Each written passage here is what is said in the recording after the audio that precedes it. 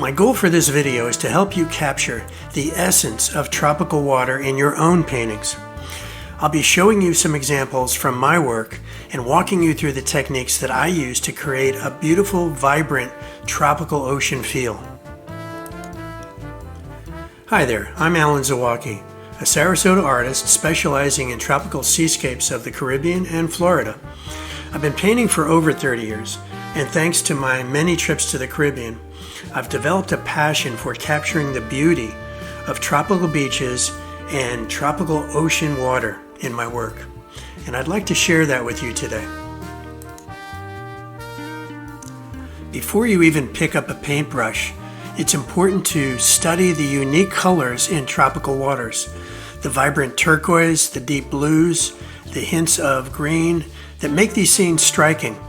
Sunlight, water depth, and even the ocean floor all influence the colors, so it's important to observe real tropical water when you can. These subtle color shifts are what give tropical waters their amazing, almost surreal look. To get that Caribbean-looking water, I rely on a few essential colors: phthalo blue, phthalo green, ultramarine blue, cerulean blue, cadmium yellow, cadmium red, and a touch of yellow ochre here and there. I mix these to get just the right depth and brightness in the water. Layering is key for the transparency that the tropical water has, and I'll show you some tricks for creating those layers. I use darker tones for the deeper water areas and add lighter tones with warm greens and yellows for the shallows. Blending is very important here. Smooth gradients help mimic the natural shifts in the watercolor. One of my favorite parts of painting tropical water is adding the reflections and highlights to capture the sunlight. I'm careful to use white sparingly, just enough to create a realistic soft glow. Sunlight usually reflects off of calm tropical ocean water in somewhat of a diamond pattern or a connected oval pattern. Sparkles of sun can pop up at various points on the surface of the water. Now, when it comes to adding small waves or ripples, especially in the shallow areas along the shoreline, I use a subtle light area on top of the ripple and a slight darker area underneath, which creates volume and the sense that there's a little ripple coming through.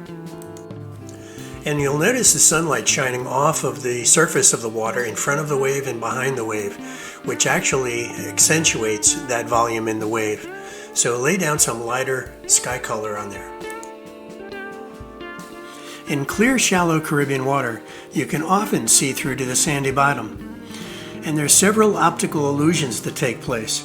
Because of the light refraction of the water, often the distance, the bottom features kind of flatten out, and the sky reflects off of the surface of the water. Nearer to the observer, the sun shining through the water actually lays down a wiggly pattern on the sand below.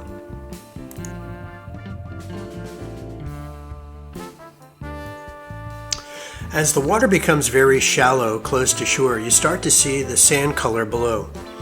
I'll usually create a see-through effect by painting the sand first, then laying down a thin transparent wash or glaze of the blue-green watercolor on top of that. Then I add a few areas of foam to create the depth of a few inches in the water. Adding a shadow under the foam creates that 3D effect. When you want to portray little ripples and whitewater as they roll in on the sand, you have to be aware of the perspective. You don't want it to look unnatural and coming straight in and not really laying on the ground. So look at the direction of the whitewater as it rolls in, usually on an angle to the viewer, and that will give you a more realistic look to it. And depending on how detailed you want to get, don't forget there's always things on the sand, seashells and everything else.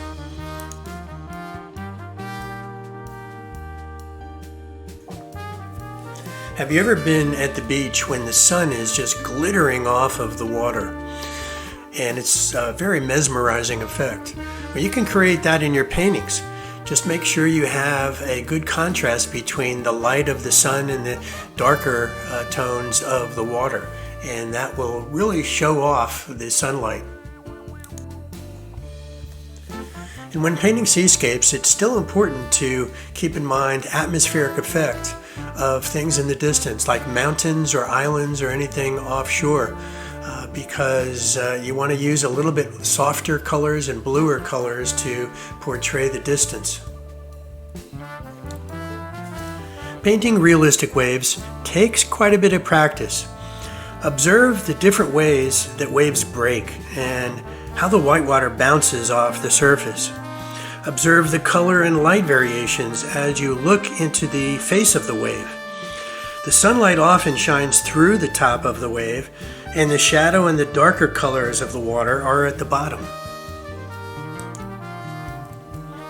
To create the illusion of the light shining through the back of the wave, I use a little bit more yellow and titanium white to lighten up that blue-green color, and use a little bit more of the red to darken the blue-green color at the bottom of the wave. And you'll notice that the leftover foam rides up on the face of the wave, and you want to make sure that you follow the curvature of that wave as you lay down that foam so that it looks realistic.